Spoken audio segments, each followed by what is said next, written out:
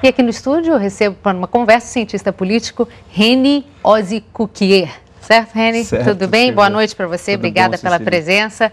Reni, eu acho que a primeira impressão que todo mundo teve quando aqueles aviões bateram na torre foi: começou uma terceira guerra mundial. Pronto. Um novo grande conflito. Mas não, pelo contrário, virou uma guerra limitada, com foco em estados falidos, em estados pobres, fracos, como o Afeganistão. Você acha que esses estados eles são os novos desafios do mundo depois do 11 de setembro? Sem dúvida, se a gente olhar para a história dos conflitos, né, Primeira Guerra Mundial, Segunda Guerra Mundial, até a Guerra Fria, era um conceito de guerra total. O que é a guerra total? É todos contra todos, vale tudo. Como que termina uma guerra total? Com uma derrota de um dos lados ou uma rendição incondicional. No caso, o japonês se rendendo aos americanos, os alemães sendo derrotados. No caso da União Soviética na Guerra Fria contra os Estados Unidos, a gente teria um vencedor ali. E com a questão dos estados falidos, que antes estavam às margens do sistema, não eram o foco principal, porque você tinha essas potências consolidadas se confrontando, agora não. Eles passam a vir para o centro da importância de tudo, enfim, e viram o foco da discussão e do problema do mundo. Só que eles são muito mais difíceis de lidar com eles, porque nós estamos lidando com uma situação que é quase que todo mundo passa por esse processo, inclusive os países já consolidados, Estados Unidos, até Noruega, enfim, Brasil, todos estão nesse processo de construção do seu Estado e consolidação. Imagine então os mais fracos, ou seja, é alguma coisa muito lenta e muito difícil. A gente tem várias missões aí no mundo tentando reconstruir esses estados. Haiti, a missão do Brasil no Haiti está tentando fazer isso, reconstruir um estado falido. Afeganistão e Iraque são dois casos de estados falidos, reconstrução da nação. Na Líbia, agora recentemente, vamos ter que passar pelo mesmo processo. O mundo passou a olhar para esses países que até então... Eles estavam deixados de lado, esquecidos, né, nas margens, porque você tinha disputas entre grandes potências. Só que com a globalização, você traz todo mundo para o mesmo nível.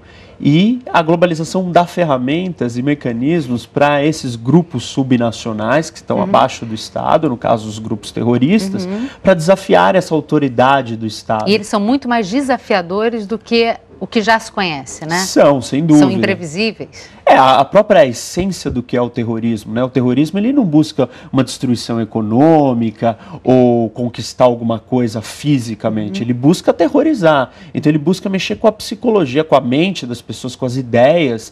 Então ele é muito simbólico. O valor do terrorismo ele tem um lado totalmente simbólico. Reni, a gente já continua a conversar sobre o futuro do terrorismo aí no mundo. A gente continua dizendo que a secretária de Estado americana, Hillary Clinton, confirmou a possibilidade de um atentado no aniversário de 11 de setembro e disse que a Al-Qaeda está por trás de uma nova ameaça terrorista aos Estados Unidos. A secretária de Estado americana disse que os alvos dos terroristas são Nova York e a capital Washington. O policiamento foi reforçado. Cães farejadores ajudam a encontrar pacotes suspeitos. O presidente Barack Obama vai visitar as duas cidades no domingo, aniversário de 10 anos dos atentados de 11 de setembro. Fontes citadas pelo jornal New York Times dizem que um informante no Paquistão avisou que 2 cidadãos americanos de origem árabe planejam os ataques.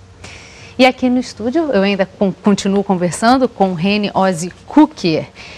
Queda do Império Americano, Reni, isso existe? Isso é um fato? Depois de 11 de setembro? Então, Cecília, depois do 11 de setembro, todo mundo, né, olhou e falou, pronto, o Império Americano está ruindo, ele está caindo.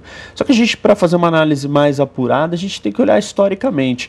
O Império Americano só se consolida como poder hegemônico no final dos anos, no começo dos anos 90, com a queda do Muro de Berlim. Então, se a gente pensar historicamente, isso é nada, são 10, 15 anos de domínio americano para achar que é só a queda. Os outros impérios, o Império Romano durou 300 anos. Então, em termos históricos, o Império Americano está apenas começando. Aí a gente tem que olhar o que está acontecendo. Existem muitos jeitos de medir esse Império Americano. O que a gente chama de hard power, ou poder consolidado, firme, que é o poder militar e econômico. Nessas duas esferas, apesar dos americanos terem perdido espaço economicamente, eles ainda são a maior potência econômica, a maior economia do mundo. Ainda possuem o exército mais forte do mundo.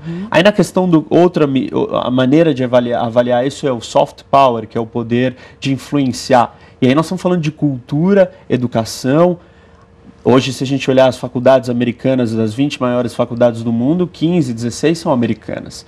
Então, eles ainda têm essa capacidade de dominar a informação. A parte da cultura, nós ainda assistimos os filmes de Hollywood e não de Bollywood da Índia. Então, ou seja, quer dizer, os americanos eles ainda têm o portfólio mais completo de poder. Então, dizer que eles estão caindo é um pouco precipitado. O que a gente pode olhar é assim, alguma coisa está mudando. O que é isso? Outros estão crescendo, não é tanto que eles estão decaindo, mas outros emergentes estão ganhando espaço, como o Brasil, Índia, Rússia, China, os BRICS, né? E a gente conversa mais de economia daqui a pouquinho, a gente vai para um rápido intervalo e segue com esse papo no próximo bloco. Volto já. A edição de meia-noite está de volta e aqui com a gente, Guto Abranches, editor-chefe e apresentador do Conta Corrente, que essa semana não tem reapresentação, né, Guto? Porque é por causa da exibição dos programas especiais da série Segredos do Estado. E, Guto, a gente está falando de 10 anos do 11 de setembro, acontecimento histórico que também tem seus reflexos na economia, né? Sem dúvida. No momento do atentado, com reflexos que se estendem até os dias de hoje. Se a gente fizer uma análise bem resumida, bem resumidinha mesmo, a gente pode dizer que o ataque às Torres Gêmeas derrubou literalmente, todo mundo viu isso pela televisão, os prédios, com eles, escritórios de bancos, corretoras e várias outras instituições diretamente ligadas ao Wall Street, centro financeiro dos Estados Unidos e do mundo. Além das quase, claro, 3 mil vidas humanas perdidas ali. No dia dos ataques, as bolsas nos Estados Unidos simplesmente não operaram e por razões óbvias, estava tudo destruído. A Bolsa de São Paulo, como tantas outras ao redor do mundo, funcionou e veio abaixo. A Bovespa chegou a ter o pregão interrompido quando a queda chegou aos 10%. É o dispositivo conhecido até hoje como Circuit Breaker. Ele paralisa o pregão para evitar perdas maiores. Bom, a Bolsa só foi se recuperar, no caso a brasileira, dias depois. As bolsas em Wall Street só voltaram a funcionar praticamente uma semana e ainda assim mergulharam também em baixas muito fortes. E nas semanas seguintes, tudo mudou a política econômica americana, né? Exatamente, além do comportamento, né? Mudou e mudou bem, Cecília. Mr. Alan Greenspan, o então todo-poderoso chefe do Banco Central dos Estados Unidos, iniciou já ali um processo intenso de cortes nas taxas de juros. Claro que não apenas por isso, mas também por isso, esse processo que teve início ali facilitou a tal ponto a tomada de crédito pelo cidadão americano, que lá em 2008, repetindo, não apenas por aquele processo que se iniciou em 2000, mas inclusive por ele, as pessoas levantaram financiamentos em 2008, financiamentos inclusive de imóveis, imobiliários, que simplesmente era sabido que elas não poderiam pagar. E o sistema despendeu esses créditos sem nenhum tipo de restrição. Deu no quê? Na crise de 2008, que no caso americano é uma crise que se estende até hoje. Veja só, um analista com quem eu conversei hoje a esse respeito resumiu a situação mais ou menos assim. No 11 de setembro, o Wall Street descobriu que o poço tinha fundo. Na crise de 2008, descobriu que a euforia toda tinha um teto. E eu queria até perguntar aqui para o nosso convidado, o Reni Cuquier, num certo sentido, Reni, aquilo que os republicanos sempre apregoaram, liberdade de mercado, mercado se autorregulando, quando anos mais tarde, na crise de 2008, o Alan Greenspan, o mesmo Alan Greenspan, vem a público e diz, eu me enganei quando acreditei nisso, eu acho que ali houve uma virada de uma página histórica, não? Ou um vinco histórico marcante, você não acha? Sem dúvida, esse incentivo todo de capital no sistema, tanto dinheiro sendo jogado, levou os americanos para a bolha que a gente conhece, né, imobiliária ali no caso, mas que teve uma repercussão na sociedade americana, uma sociedade extremamente endividada, de consumo, tudo isso é uma mudança de paradigma ali, principalmente dos republicanos, né, que são mais conhecidos pela sua austeridade, gastar menos, enfim. E aí, mas o 11 de setembro ele teve um impacto nisso, nessa mentalidade de precisar estimular a economia e gastar dinheiro, principalmente os gastos com as guerras, enfim.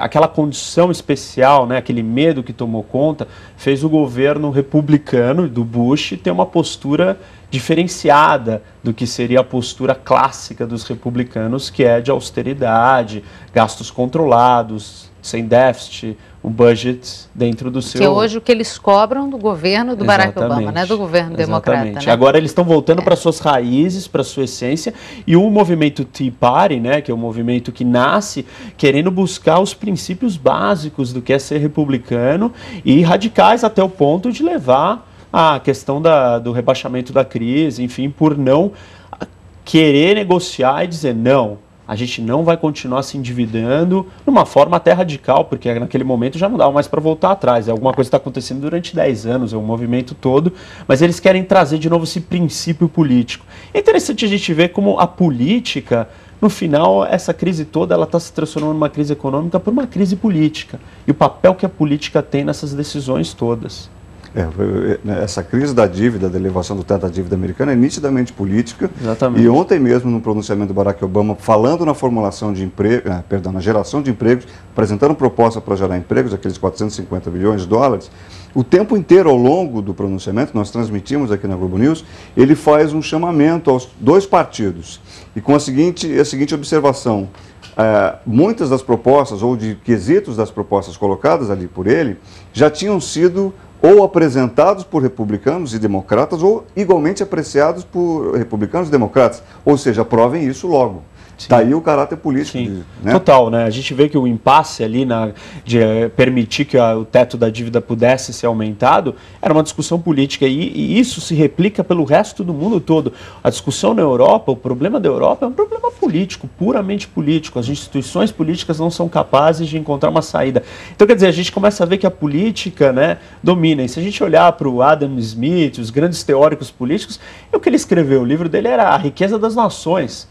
Ou seja, falando de político, o maior economista, né, o tido como o grande pai do capitalismo, o livro dele está falando de nações, está falando de política. Uma coisa está ligada à outra, inevitavelmente. Eu agradeço muito a sua participação aqui, René. Agradeço a participação do Guto. Prazer. Primeira vez que eu venho dividir um jornal com você, gostei muito.